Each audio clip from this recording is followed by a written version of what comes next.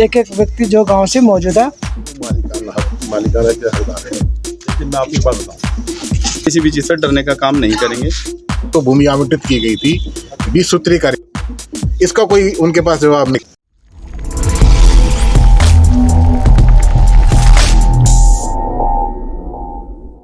नमस्कार, मैं विजय कुमार, आपका हमारे चैनल पर स्वागत है। मैं खड़ा हूँ कांगनहेड़ी गांव के अंदर, नानेखेड़ी गांव के अंदर, जो दिल्ली और हरियाणा के बॉर्डर पर लगता है।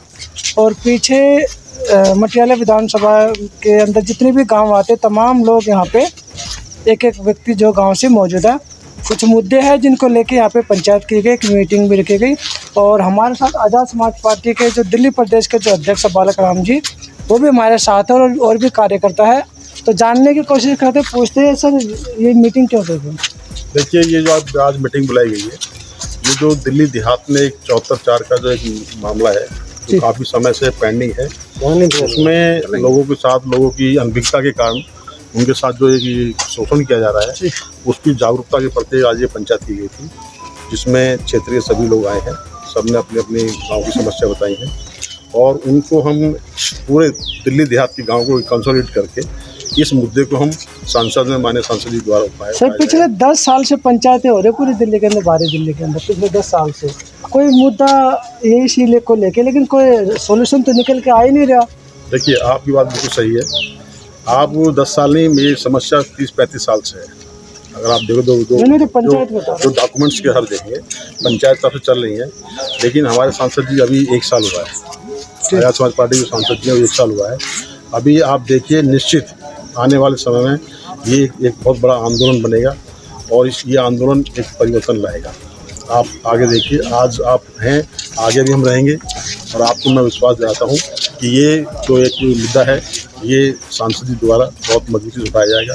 इसमें सांसद ही नहीं, जितने भी जो एक मेहनत का लोगों के जो दुख दर्द को समझने वाले सांसद हैं, वो सभी इस मुद्दे को उठाएंगे। थोड़ा डिटेल में बताओ कि क्या है 74-4? देखिए, 74-4 ये है कि जो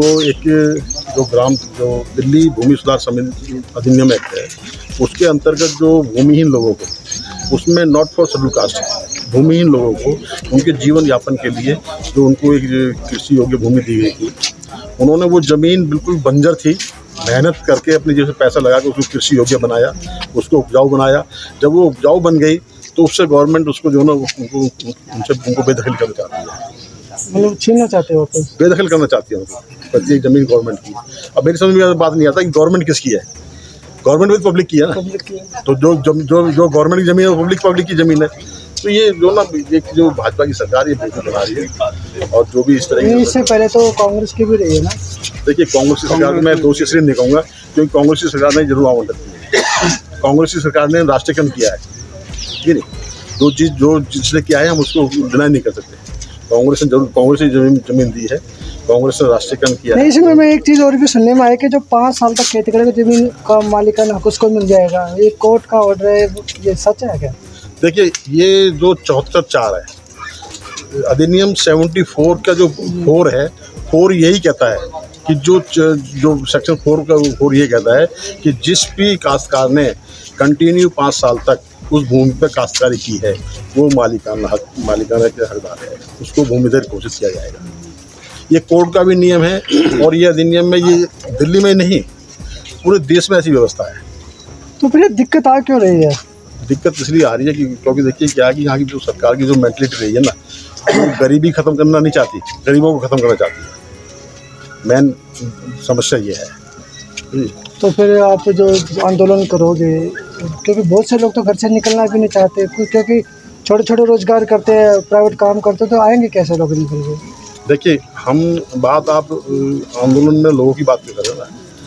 हम उस मूवमेंट से जुड़े हुए लोग हैं कि ज्योतिबा फूले अकेले थे, उन्होंने व्यवस्था परिवर्तन किया। साहू जी महाराज अकेले थे, बाबा साहब अम्बेडकर अकेले थे, उन्होंने भी एक परिवर्तन किया है। काशीराम साहब, मैं आप उम्मीद छोड़ दो, काशीराम, मैं आपको एग्जाम्पल बता रहा हूँ ना, काशीराम साहब अकेले थे, एक तूफान मचा दिया है, ठीक है जी। इसलिए हमें अपने सांसदों पर पूरा भरोसा है, हमें अपनी ईमानदारी पर पूरा भरोसा है, हम निश्चित कामयाब होंगे। तो ईडी सीबीआई से डर नहीं है? कोई ईडी सीबीआई किसकी होती है? आजकल इसी का दौर ज़्यादा है। ईडी सीबीआई में क्या, उनको 4 हाथ होते हैं। ईडी और सीबीआई या इनकम टैक्स जो भी कोई है वो सब डिपार्टमेंट गवर्नमेंट का ही है ना, और गवर्नमेंट सरकार की होती है। ईडी में सीबीआई में वो भी हम हमारा जैसे भाई बैठे हुए हैं। सर थोड़ा आप भी बताएं, क्योंकि आप भी गांव के निवासी हो, आपका भी कुछ वैसे तो मैं भी गाँव से ही हूँ, और आज जो ये मुद्दा उठा रहे हैं ये अभी इसकी शुरुआत है। आने वाले समय में हम बहुत ज़्यादा मात्रा लोगों को साथ लेकर के इस मुद्दे को उठाएंगे और पूरी तरह से उन पर कामयाबी लेकर रहेंगे। दिल्ली प्रदेश के उपाध्यक्ष हैं आप, उनसे आप सर दो शब्द बताएं आप। हाँ नहीं, जैसे आप पूछ रहे थे ना कि मतलब क्या ये हो जाएगा, आपको उम्मीद है, आप कह रहे थे ना इतने लोग तो है ना, आज निकलेंगे कैसे लोग तो निकल रहे हैं, ये आए हैं। वैसे हम तो चाहते निकले, पूछा नहीं आगे और निकलेंगे, जब आंदोलन ऐसे ही मूवमेंट ऐसे ही बनता है, पहले थोड़े से लोग होते हैं, उसके बाद तो ऐसे बढ़ता चला जाता है ना, तो बढ़ेगा हमारा आंदोलन, हमें पूरी उम्मीद है। और ऐसा होता है ना, एक समय होता है, पहले लोग इतना मतलब नहीं इनिशिएटिव लिया, पहले जो भी कोई लीडरशिप रही जो भी, लेकिन अभी तो हमारे पास जो हमारा एक अकेला शेर दहाड़ता है ना, बोलता है ना, सबकी आवाज़ उठाता है, भाई चंद्रशेखर आज़ाद उठाते हैं ना, और भी 2-4 साथी वैसे आ जाएंगे हैं साथ में अभी, तो जो है ना कि वहाँ जब आवाज़ उठाएंगे पार्लियामेंट में तो ये ज़रूर होगा काम हमारा। सर मैं आपको डराने के लिए नहीं बोलूँगा, लेकिन एक बात जरूर बोलूँगा, अभी टीचरों ने भी प्रोटेस्ट किया था जो SSC के एग्जाम को लेके कि बच्चों के साथ दिक्कतें होती है, उनको भी सीधा उठाया, जेल में डाल दिया। कोई बात नहीं, लोग प्रेमी थे उनको भी उठाया। नहीं, हमारे तो 16 महीना हमारे भाई चंद्रशेखर आज़ाद जो है ना, हमारे राष्ट्रीय अध्यक्ष 16 महीने जेल में रहकर आए, तो जेल में रह के आएगा तो और बड़ा नेता बनेगा, पक्का नेता बनेगा, डाल देंगे। जनता को भी डाल देते ना, पब्लिक को भी डाल देते हैं। नहीं, पब्लिक को डाल देते हैं, लेकिन पब्लिक में से भी तो नेता निकलेंगे, और उतने ज़्यादा हमारे पास नेता होंगे जितने जेल जाएंगे, डाल लेने तो कितनों जेल भर जाती है, कोई दिक्कत नहीं है, ठीक है ना। हम आंदोलन इससे डरने वाले नहीं, जेल से, लाठियों से, किसी भी गोली से भी नहीं। हमारे भाई चंद्रशेखर आज़ाद ने तो गोली भी खाई, गोली मारी गई ना, तो आज है ना, बैठे हैं ना, डर तो नहीं रहे। तुम चलाओ, कितनी गोली चलाओगे, लाठियाँ चलाओगे, चलाइए, हम डरने वाले लोग नहीं हैं। हमारी लड़ाई तो है, हमारी तो तब से लड़ाई चल रही है, कब से, बहुत पुराने तथागत गौतम बुद्धा के समय के, उसके बाद जो है सारा हमारा तो रहा। और फूले और शाहू जी महाराज और सब जो है ना, कितने हमारे पास महापुरुष हुए, हमारे सबने लड़ाई लड़ी है, संघर्ष किया। हमारा तो संघर्ष का रास्ता है, शिक्षा, संगठन और संघर्ष, ये तो बता के गए ना बाबा साहब। लेकिन मैं आपको एक बात बताऊँ, जल जंगल की जो लड़ाई है ना, जल की और जंगल की, ये हमें बिरसा मुंडा से एक सीख मिलती है। हम बिरसा मुंडा क्यों नहीं आई, उन्होंने किन से लोहा लिया, ये तो कुछ भी नहीं है। मैं सही बता, इनकी कोई औकात नहीं है, तो हमें पूरा भरोसा है, हम निश्चित कामयाब होंगे। सर थोड़ा दो आप भी बताइए, क्या बताऊँ, ये जो मुद्दे जो 74 को लेकर आप क्या सोचते हो, क्या देखते हो? क्या ये समाज पहली बार ही रोड पे आएगा? पहली बार तो रोड पे नहीं आ रहा। हजारों सालों की गुलामी बाबा साहब ने ख़त्म कर दी, लास्ट ग्रंथ दे गए। अगर लोग समझेंगे, और जो संविधान है और उसमें 74(4) के माध्यम से जो ज़मीन मिली है, लोगों ने अपने घर में कागज़ नहीं बनाए, लोगों को सरकार ने जाके रेजुलेशन पास करके, गांव-गांव जाके कैंप लगा के, वीडियो के माध्यम से, SDM के माध्यम से ज़मीनों को आवंटित किया था उस समय। लेकिन उसी तरीके से आज की जो सरकारें चल रही हैं, MLA है, MP है, काउंसलर हैं, यहाँ तक कि जो शहरीकरण में ज़मीनें आ गई, वहाँ के जो गली के जो प्रधान हैं, वो लोग भी नहीं चाहते कि इन ज़मीनों को इन किसानों के पास रहे। चाहे ये दिल्ली देहात हमारा अब नया शहरीकरण में आ रहा है, तो इनको भी फेस करना पड़ेगा। मेरा गांव तो नसीरपुर है, और मैं इस ज़मीन में पीड़ित व्यक्ति हूँ एक, और जो बहुत ही समझदार है। हर कोर्ट के कागज़ भी मेरे पास थे, लेकिन उसके बावजूद भी NCT करके एक नोटिस लगाया जाता है, मेरे यहाँ पे ज़मीन पे लगाया जाता है। मैं आपको दिखाता हूँ।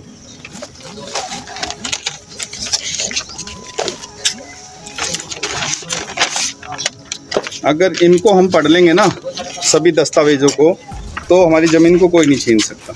ऐसे नोटिस लगाए जाते हैं, इस नोटिस में कुछ भी नहीं है। और बहुत सारे साथी यहाँ पे वो हैं जो मेरी ज़मीन पे आके मेरी लड़ाई को मजबूती से कभी लड़ा था।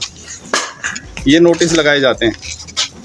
मैं आज आया तो बहुत सारी चीज़ों से था। ये सुप्रीम कोर्ट का ऑर्डर भी है हमारे पास, जो ये बताता है कि हमारी ज़मीन पे जो 74(4) की ज़मीन है स्पेशल, उन ज़मीनों पे कोई भी सरकार अपना हक नहीं दिखा सकती। लेकिन फिर भी हमारे लोग एसडीएम, डीएम, फाइनेंस कमिश्नर, वहाँ तक की लड़ाई लड़के, और आज जो एक नया तरीका इन्होंने यूज़ किया है, अभी एक सुप्रीम कोर्ट का ऑर्डर है जिसके माध्यम से हमारे जितने भी केस चल रहे हैं उनको डिसमिस कर दिया जाएगा और उसी का मौका लेके ये सरकारें हमारी ज़मीनों को छीनने का काम करेंगी। तो उसका सिंपल सा तरीका है, जिस दिन हम रोड पे और हमारे हर व्यक्ति जो भी किसान भाई है अपनी ज़मीन में जागरूक हो गया तो हमारी ज़मीनों को कोई नहीं छीन सकता। और भीम आर्मी वो संगठन है, चंद्रशेखर भाई वो व्यक्ति है जो इस संगठन से निकला हुआ है, और हम ना तो जेल से डरते ना लठों से डरते। आज हम किसी भी चीज़ से डरने का काम नहीं करेंगे, और अध्यक्ष जी जो मुहिम लेके चल रहे हैं हम इनके साथ में कंधे से कंधा मिला के चलने का काम करेंगे। अभी क्या था कि इंडिविजुअल लड़ रहे थे ज़्यादातर, अपना जो एफर्ट कर रहे थे, लेकिन अब हम क्या कर रहे हैं कि कंसोलिडेटेड बना के इस केस को और उस तरह से फाइट करेंगे, सब इकट्ठे होकर जो है ना। तो ये है अब हमारा जो है मुहिम ये है। और साहब कांशीराम एक बात कहा करते थे, ये तो सरकार ने दी है कि जो जमीन सरकारी है वो जमीन हमारी है, तो हमारे पास है ही नहीं ना, लैंडलेस लोग उन्हीं को तो दी गई थी ना, तो फिर लैंडलेस हो जाएगा, फिर क्या हमारी तो जमीन जितनी भी सरकारी हो फिर हम अपना लेंगे। तो अभी बिल्कुल ठीक कह रहे हैं भाई की, तो जमीन जो है ना स्कूल बना दिया इन्होंने ज़बरदस्ती, आधी जमीन मतलब उसमें ज़बरदस्ती बनाया, जबकि जो है कि कोई वो बनता नहीं है। अगले बैठे होते वहीं कर रहे थे, सारी खेती कर रहे थे सारे, लेकिन ये काम किया। लेकिन अभी वही है ना कि ज़बरदस्ती वाली बात की जा रही, जो भी है हमारा, मतलब कानून कहता है कि वो ज़मीनें हमारी है, ये हमारा कॉन्स्टिट्यूशन कहता है, लेकिन क्या करें ज़बरदस्ती वाली बात है, वही वाली बात है कि जैसे अभी जेल भेजते हैं वो लोग, खैर डरते हैं कुछ भी, लेकिन हम नहीं डरने वाले, हम तो जेल भी जाएंगे, लाठी भी खाएंगे, लेकिन अपने हक के लिए पूरा लड़ेंगे। सर एडवोकेट साहब आप थोड़ा बताएं 74 के बारे में थोड़ा लीगली। सर देखिए, 74 का जो मुद्दा है उसे हमें थोड़ा समझने से पहले ये समझना होगा कि 74 पिक्चर में आया क्या। 1970 से लेके 1990 के दशक तक, 1985-86 तक सरकार ने जो है ना ज़मीनें बांटी गई गरीब लोगों को, उसमें दलित भी थे, अन्य समाज के व्यक्ति भी थे, सभी समाज के 36 बिरादरी थी कहने का मतलब। तो जो 20 सूत्री कार्यक्रम के अंतर्गत तो ज़मीन बांटी गई गरीब लोगों को खेती बाड़ी के लिए, एग्रीकल्चर लैंड जो बांटी गई, अब उसको उसके नाम पे, जिसके नाम पे दिया गया 5 वर्ष के लिए बतौर आसामी, अब उसके नाम पे उसको दर्ज कैसे करा जाए सरकारी रिकॉर्ड में। तो सरकारी रिकॉर्ड में दर्ज करने के लिए जो है एक सेक्शन है, सेक्शन 74 है दिल्ली लैंड रिफॉर्म एक्ट का। दिल्ली लैंड रिफॉर्म एक्ट का सेक्शन 74 का सब क्लोज 4 ये कहता है कि जो व्यक्ति जिसको भूमि आवंटित की गई थी 20 सूत्री कार्यक्रम में, मतलब 20 सूत्री कार्यक्रम स्पेसिफिक वर्ड नहीं है, उसमें लिखा हुआ है कि किसी व्यक्ति को 5 वर्ष के लिए ज़मीन आवंटित की गई है, तो 5 वर्ष के अंतर्गत वो व्यक्ति उस ज़मीन पर खेतीबाड़ी कर लेता है, तो एसडीएम जो है उसको उस ज़मीन का मालिक घोषित करेगा 5 वर्ष के पश्चात। ये 74 की भाषा कहती है। 74 का मुद्दा ये है, जो आज जो ज़मीन हमारे पास है पिछले 40-45 सालों से जो हम वहाँ पे खेतीबाड़ी कर रहे हैं, बोझोत वहाँ पे कर रहे हैं, जो बंदर ज़मीन हमें दी गई थी उसे हमने खेतीबाड़ी योग्य बना ली। अपने कैसे गहने बेचे, अपनी बहन बेटियों के, जो बीवियों के, जिस तरीके से, वो 74 में उनको मालिकाना हक मिलना चाहिए था, वो 74 का मालिकाना हक उन्हें आज तक नहीं मिला है। तो 74 का बेसिकली मतलब ये है, जो ज़मीन उनको 20 सूत्री कार्यक्रम के अंतर्गत मिली गई थी, उस ज़मीन को 74 के 4 के अंदर सेक्शन 74 सब क्लोज 4 में जो है उनके नाम चढ़ाना चाहिए, तो उनको भूमिधर बनाना चाहिए। एक चीज़ हो रही है, आधे लोगों को तो मालिकाना हक मिल चुका है, अभी आधे रहते हैं, तो ये भेदभाव किस तरह से होगा? देखिए, इनमें एक जो विकट समस्या ये है, जैसे फॉर एग्जांपल अभी हम नानागेड़ी गांव में खड़े हैं। नानागेड़ी गांव में फॉर एग्जांपल 100 व्यक्तियों को ज़मीन मिली, 50 को पक्का कर दिया, 50 को पक्का नहीं कर दिया। जो आज हम एसडीएम के पास जाते हैं उनसे कहते हैं जी 50 व्यक्तियों को आपने पक्का कर दिया और 50 को पक्का नहीं करा, उसका कारण क्या था? तो उनके पास इस बात का कोई जवाब नहीं है सिवाय इसके कि ये जो ज़मीन जो अलॉटमेंट करी गई ना, वो जी प्रधान ने गलत तरीके से कर दी। तो वो प्रधान पे वो कहते हैं जी प्रधान पे एलिगेशन लगा दिया, हमने गलत तरीके से कर दी। मैं कहा जी प्रधान ने गलत तरीके से अलॉटमेंट कर दी, लेकिन रिकॉर्ड में तो आपके सरकारी व्यक्तियों ने चढ़ाई, जो एसडीएम बैठे थे वहाँ पे, जो भी सरकारी व्यक्ति जो बैठा था उसने रिकॉर्ड में चढ़ा दी। आप मुझे ये कहीं भी ये दिखा दो कि जो 50 व्यक्तियों को जो ज़मीन दी गई थी और उनका जो ज़मीन में रिकॉर्ड में नाम आया, आपने जिस व्यक्ति ने भी जिस उनका नाम रिकॉर्ड में चढ़ाया उसके खिलाफ क्या आपने एफआईआर दर्ज कराई कि भाई ये व्यक्ति जो था, इस व्यक्ति ने जो है ना एक घपला कर दिया सरकारी ज़मीन पर? क्योंकि आप तो कह रहे हैं ज़मीन तो गलत अलॉटमेंट है, गलत अलॉटमेंट को आपने ठीक कर दिया 50 व्यक्तियों को और 50 व्यक्तियों को छोड़ दिया। इसका मतलब या तो 100 के 100 गलत थे या 50 के 50 गलत थे। इसका कोई उनके पास जवाब नहीं है। कोई एफआईआर नहीं है, कभी कोई डिपार्टमेंटल इंक्वायरी नहीं की। तो डीएम के खिलाफ केस हो सकता है अगर चाहे तो? क्यों नहीं हो सकता सर? आप अगर मैं उनकी बात को सच मान लूँ तो मतलब दिल्ली में, पूरे इंडिया में सैकड़ों हजारों एकड़ जमीन का घपला कर दिया सरकार ने, तो इसका मतलब तो आपने किस अधिकारी को जेल में बंद किया, किस अधिकारी के खिलाफ कोई कार्रवाई करी? इसका उनके पास कोई जवाब नहीं। और जवाब होगा कैसे? मेरा उनको ये कहना है कि आप कानून का एक सेक्शन बता दो जो ये कहता है कि आप गैर नाजायज वहाँ पे काबिज हो या कोई गलत तरीके से आप अलॉटमेंट की गई थी।